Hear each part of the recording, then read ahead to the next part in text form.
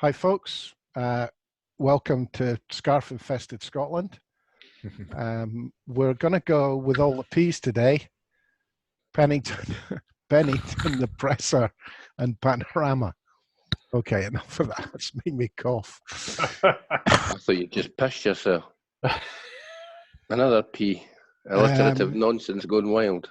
I think if we kick off with today's presser, Nicholas Sturgeon's press conference, that'll bring everything else up, I'm quite sure. Stewart, your thoughts on, well, will we start with the recommendation? It's not mandatory, the recommendation that you wear cloth over your gob and your nose. I think she's, I hate to criticise her, but I don't think she's got that guidance quite right. I think it's a bit vague. It's a bit vague. And who's going to police it? Well, she doesn't want anybody to police it. And she doesn't really want you to cover them in case you think, oh, well, I've got a face cover and I can go and stand right and breathe down somebody else's neck at the queue at the checkout. I'm not quite sure she's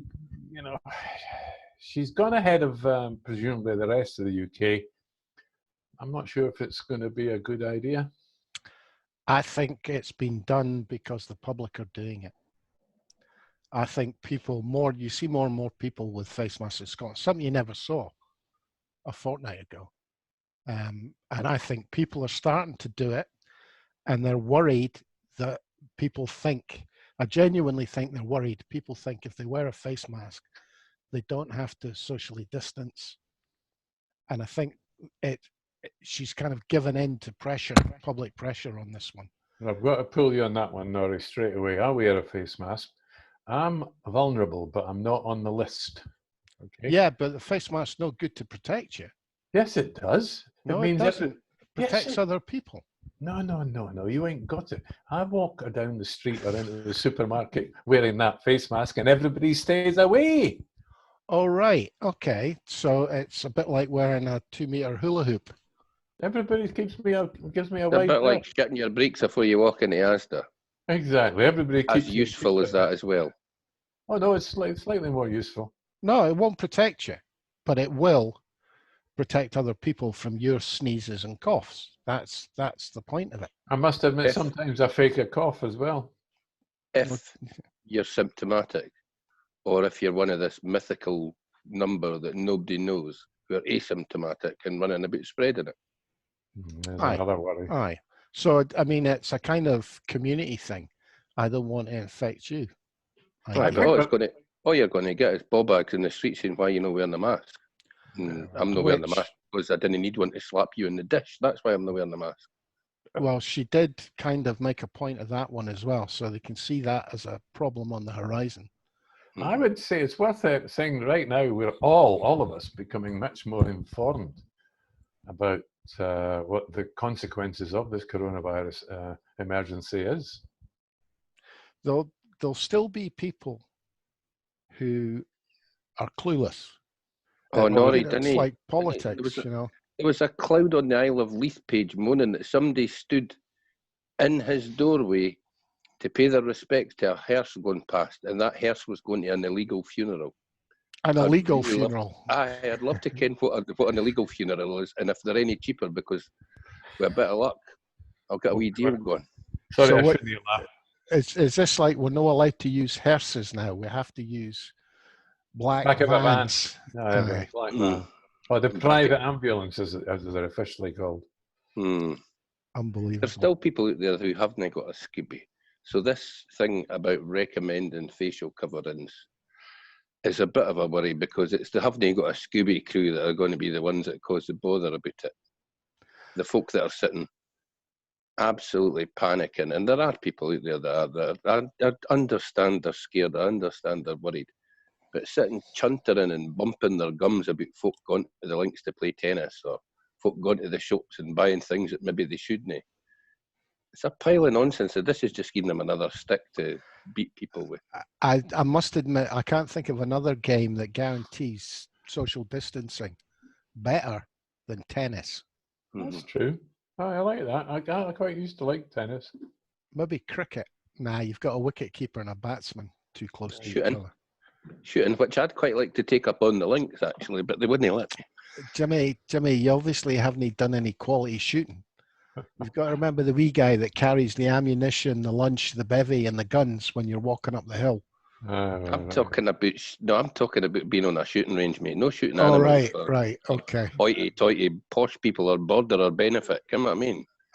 Olympic sports shooting. You're talking Aye, about. that's similar. Aye. Okay. I used to do 2-2 shooting on a range. I was quite good at it, but that could be a lie. But I have to admit that the years I lived in the banana flats, oh God, I used to want to have even just an air rifle. And it would have been, because there was so much to shoot at. But of course, there was practically no direction I could have shot even an air rifle in without possibly accident. I think we have to point out that the Banana Flats overlooks one of Scotland's premier whiskey shops, the Malt Whisky Society, but it also overlooks one of Scotland's premier dens of iniquity with the hostel. Parliament Street, you mean? It's got the hostel. You've got the whole spectrum of society walking past. So you can pick a Tory or a communist. Quite good. So we're now allowed, if we want, to wear cloth face masks, not medical folks, cloth scarves, etc. Well, that means you can get a designer mask now. That's true. I have to admit, I was expecting this today. So I was on Amazon yesterday looking at, these bikers' snoods. They go around your neck and you pull them up over your face and ears to keep yourself warm when you've got your helmet on. All right. You've got the half skull ones and all the rest of it. They're quite good. I'm thinking I might invest in one of them and see if I get arrested walking into the bank with it on. Don't think so. You won't get into the bank. The bank's shut. I fully expect a rise in gun crime due to being allowed to wear a mask in public. I see an opportunity there for the more enterprising gangsters amongst us. So, Mr. Pennington, Jimmy, we'll let you have a pop at this one. Professor Fudley, the retired Professor Pennington, who I'm assuming that he was invited to speak to a Scottish Parliamentary Committee this morning by a Tory, given that he's kind of a Tory himself. Oh, he's come up with a couple of belters this morning, blithely asserting that the R rate in Scottish care homes is 10, which I've no idea where he pulled that from. I'm assuming that he was wiping his bum when he found that stat. And his other one, which was, I've kind of forgotten it. Where was it?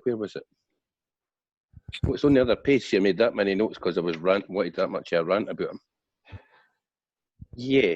He also said there's 40% of people spreading the virus in care homes asymptomatically. Now, he can't possibly know that. I'd love to see where he got his evidence, because as far as I understand it, he is retired. So I'm assuming that he's not got access to secret stashes of evidence that our government, for example, haven't got. Wait a minute. So if 40% are asymptomatic but infectious, and the R number that he came up with was 10. Aye, basically everybody in care homes is dead. We've not noticed yet. Well, that 40% would actually, let's call it for simplicity, 40 people. They would infect 400 people. Okay, so everybody in your average care home is already infected. Aye. I take it he wasn't a professor of mathematics. He most certainly wasn't, mate. He's a kind of jack of all trades professor over the years in Scotland. he did get to, I think at one point, did he not run the E. coli thing about the infected pies with that wishy butcher all them years ago? Probably. I think he'd done the thingy into that, but since then he's been trying to do it as the unionist expert epidemiologist and expert this, that, and next thing for many. Also, foot and mouth as well. He's always asked about that. What's his qualification then? Well, his qualification is he's a very, very strong unionist. That's his qualification. Aye. Come on, do we not know what his degree is? He's retired as well.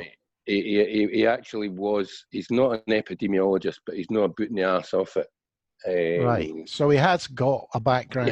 He does have expertise. The problem is Yeah. he's infected with the curse of unionitis that means that he's dragged out by people like Jackson Carlow and Ruth Wishart, Captain Ruthie, I meant, to back up their obsequiousness to London. And it's weird, they drag out a Scottish expert to try and put down Scottish experts so that we'll listen to English experts from London instead. It's a strange thing that the Tories try to do, but fair play to them, they've tried it for years. Is Pennington, does he not live in Wales? Aberdeen. Oh, I think he's up in Aberdeen, mate. Aye. There's one of them that actually doesn't even live in the country. I think the point that I take out of this is the Scottish government, I get the feeling, is doing better than the UK government. I think statistically it might end up being proved, and the unionists are now desperate to undermine that. That's not an area I really want to dwell on too much, because we've slightly criticised the First Minister on her lining up with the Four Nations approach all the way along. I mean, there have been times in the course of this emergency that we've had moments we might have said, well, perhaps, well, Scotland did make one or two earlier moves than England. That's true, isn't it? Well, I think we always have to remember there's a constraint on all the devolved governments. The money is controlled at Westminster. Especially if you have a lockdown and you want to support business, all that money's got to come from London because they can't borrow money in Scotland. Exactly. So if Richie Sunak decides that he's going to open up and stop paying for furloughs, etc., the Scottish government hasn't got the money to say, no, we want to wait a week longer. So a lot of this is dictated by finances. Polly Toynbee had a good piece in The Guardian today about how effectively in England they didn't devolve down to councils because the Tories hate councils because they can't control them. And that a lot of the bad things that are happening are going to get blamed on councils. Yeah. Well, I don't know if a lot of them is their responsibility. Sorry, Jimmy. I don't know if any of you seen Newsnight last night, but they were talking specifically about care in England and just what a disaster is marching up the path there with care providers. It was mostly about people being cared for in their own homes. They're slipping through the cracks, these people, but the numbers are massive. 10 million people in the United Kingdom get care at home every day, and that's been the budgets have been slashed hugely. And I just wondered, because we do things slightly differently up here, I'm kind of hoping that we're going to dodge the bullet slightly, that is going to slam into England where there's just no care providers. Care providers are going to the wall. They've not got any money, they've not got any staff, and they still have problems having to buy PPE at 5 times what the market price was 6 months ago because the government can't provide for them.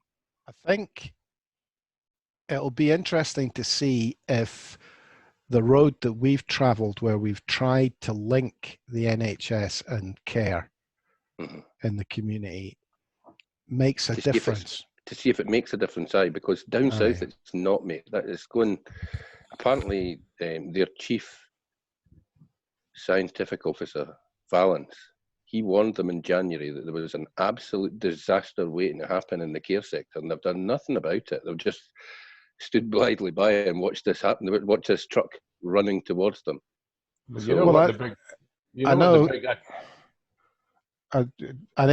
fact. As you know, my parents were in a care home, and they paid for it themselves. It wasn't paid for by the council, and they paid more than a council resident getting exactly the same care. So, in fact, the reality is they subsidised the council care. It was exactly the same care. And there was a difference of about, because they did publish both figures. You know, they didn't hide the fact of about £100 a week. It wasn't a lot. It's like 4,000 a month for my mum and dad each, and then about 3,600.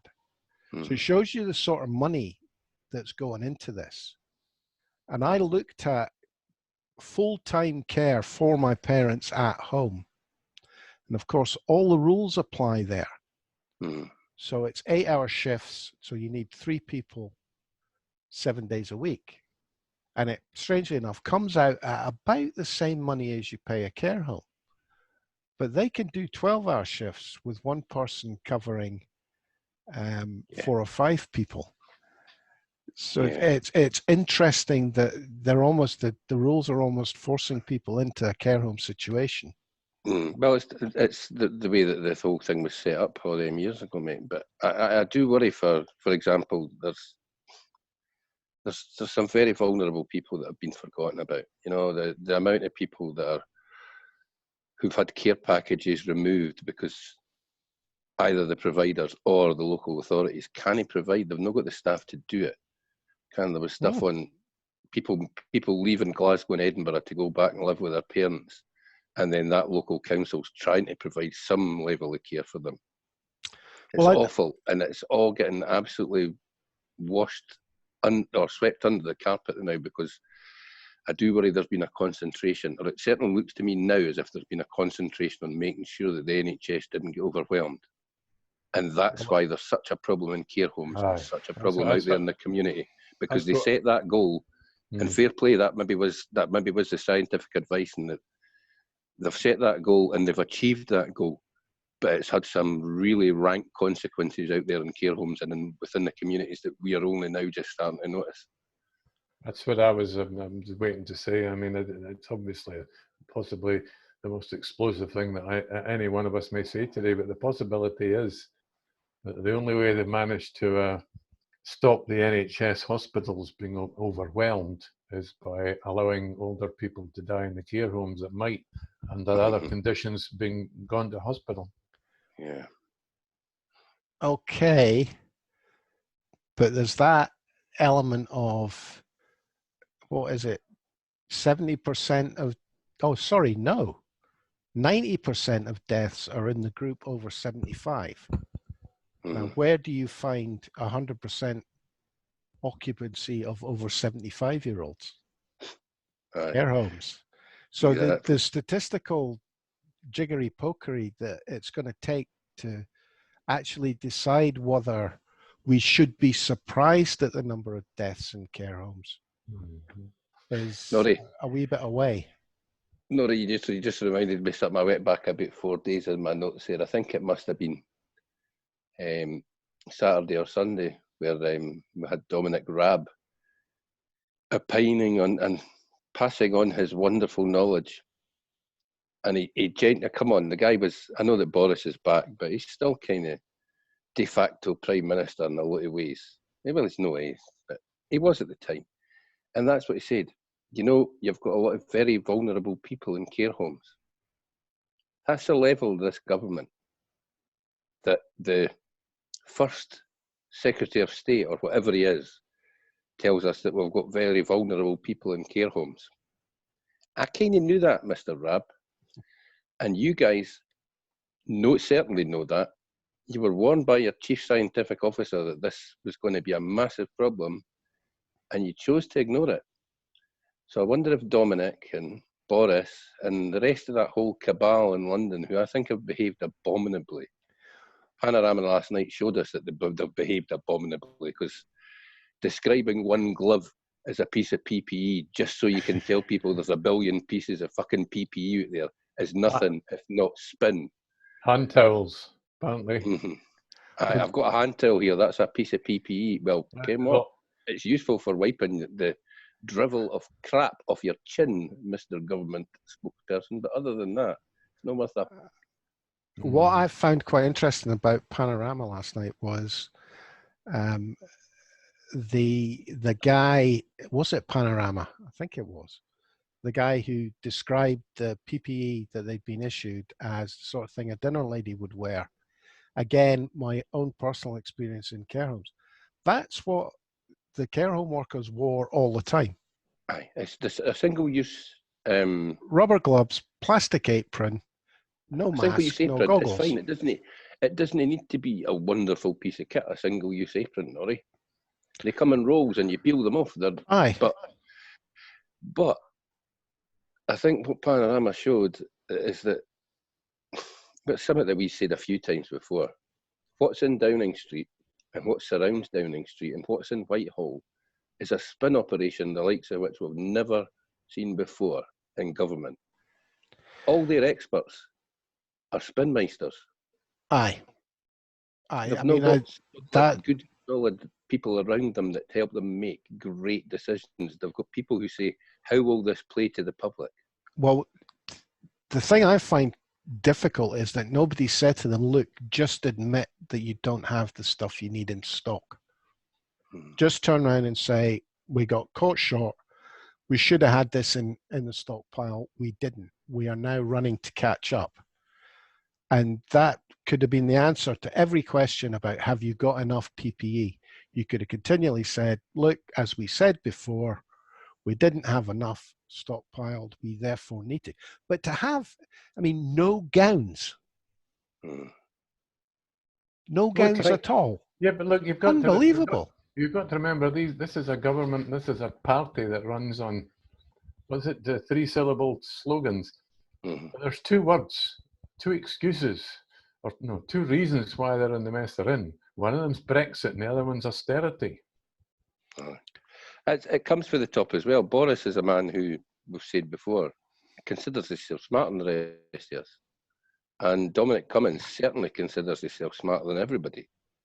So the first thought is how to spin it, how to explain it to make us, how to bullshit us so that the bullshit baffles our brains. That's their first thought. That's how this whole administration is operated. And I think that's why they've failed quite so spectacularly, because there's no recognition that they need help, that they need assistance from throughout government. This is a national crisis, a national tragedy. But their first thought is, how do we make ourselves look good in the midst of all this death so that we can carry on with project number 1, which is getting the United Kingdom out of the European Union. Who do we blame? Boris Johnson and those who allowed Boris Johnson to become the leader of the Conservative Party. Well, you've got to go back to Aaron Banks, you've got to go back to Michael Gove, Nigel Farage, and then up the line to the oligarchs that fund the party.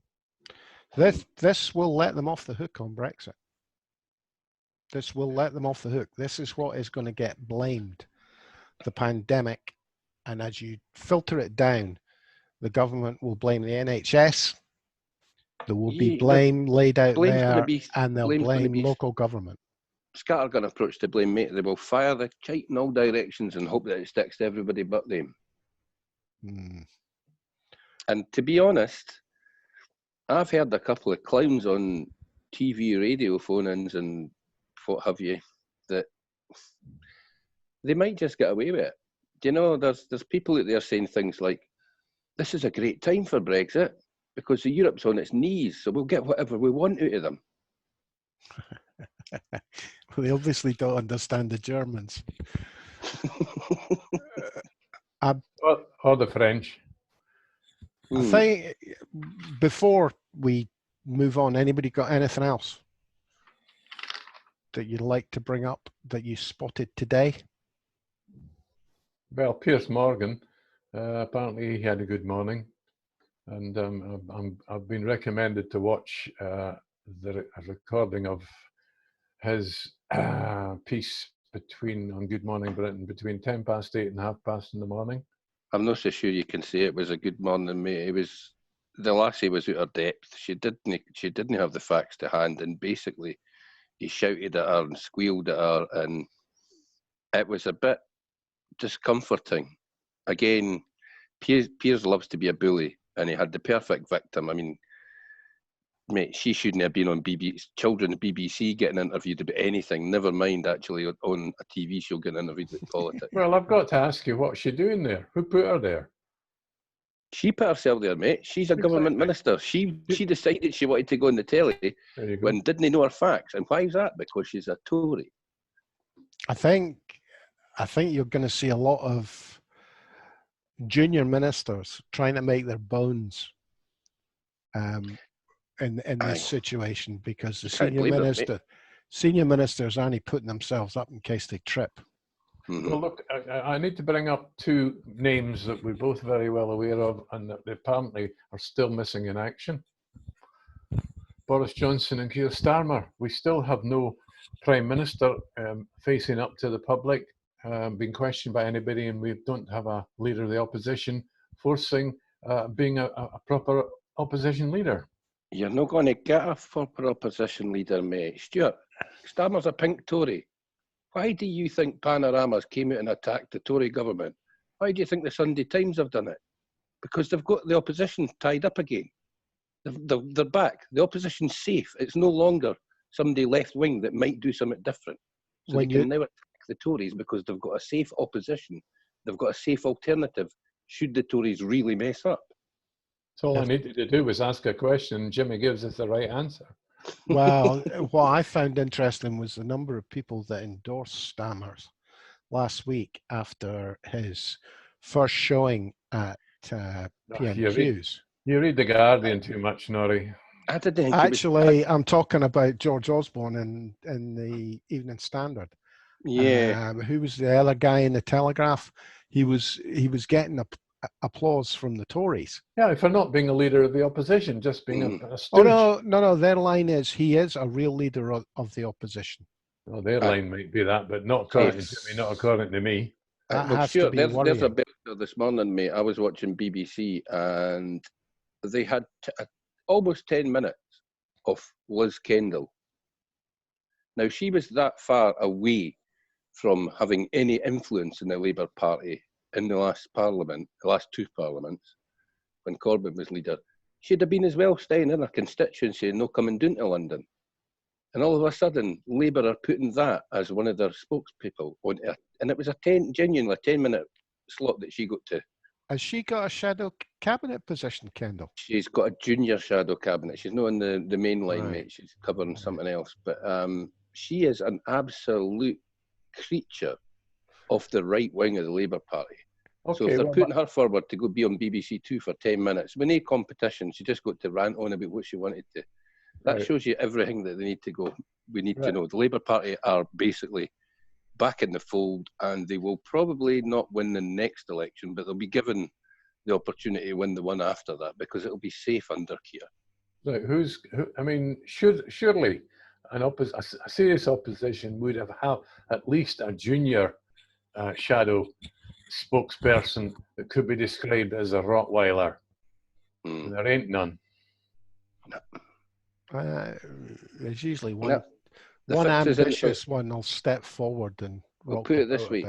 Should this be an absolute bourach and there are calls for the government to go, doesn't matter anymore. The establishment have got their safe alternative. This government's here, well, definitely for a full 5 years, and I would suggest for 10, regardless. If they survive this and Brexit, what happens they could be here till I die. die. What happens if 60,000 people die? Jimmy, they might change the man at the top, but they're not going to hold a general election. No, with an 80-seat majority. I'm back to being like I was in 1968, looking for a revolution. Stuart, I'm glad I'm not back to being what I was in 1968. You've been looking for a revolution. I was still inside my ma. You've always wanted the revolution. That's true. And I'm going to get you the ladder so it's easy to get to the top of the barricade. Right. Don't forget that before the French made the guillotine popular, Scotland had their very own version of the guillotine. And do you know what was different between it and the guillotine? It was called the Maiden, by the way. Do you know what was different? You actually lay on your back and could see the blade coming down. That's a bit gross. Well, just lubrication is everything. Yeah, I would just poison them. Okay, guys, to finish with, can we have a vote on who thinks the face covering was a good idea from Sturgeon? Stuart? When you want a score out of 10, 5. 5. Her performance Okay. wasn't very good. She muddled it. Okay, Jimmy?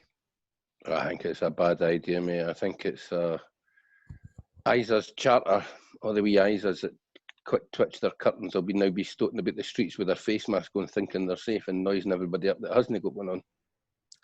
I think it was a position she was forced into. I have to think say. you might be right about that the public have pushed her into it, but I would have liked to. I mean, I know she said recommendation, but if she'd have come in and said the evidence is piss poor, but we're going along with it because the public want it, or maybe choose slightly more polite term than that, that would have been all right. But the way she's done it, I think, is a failure. Well, it would have been difficult for her to say, you know, we're following the herd on this one. But I do think an immune herd. I do think she's trying to get in front of what is going to end up being a movement for face covering, and she's trying to make the best of it. I've been facing that my entire life, and I've fought hard against it, mate. So I'm not getting in now. Okay. Right. Thank you, Stuart Lockhead, Jimmy Hutton, and I'm Norrie Stewart, and we'll no doubt catch up with you tomorrow, folks. Cheers for now.